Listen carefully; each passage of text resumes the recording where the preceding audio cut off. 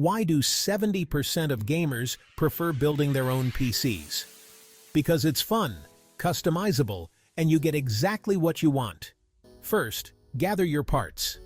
You'll need a CPU, GPU, motherboard, RAM, power supply, storage, and a case.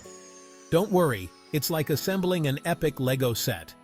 Start by placing the CPU into the motherboard.